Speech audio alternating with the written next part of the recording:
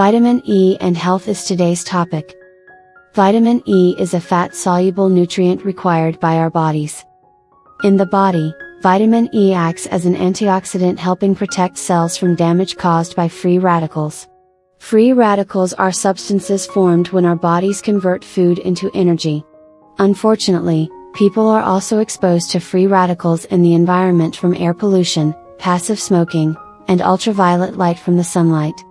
Free radicals are fast-moving substances with one electron unpaired in each of their molecules. They are highly active and prone to attack and withdraw electrons from healthy cells and tissues to make themselves stable, but leave the attacked cells and tissues damaged, which may cause inflammation and various diseases over the time. Vitamin E is an efficient antioxidant to capture and quench free radicals formed in our bodies, preventing free radical oxidation and keeping us healthy. Our bodies also need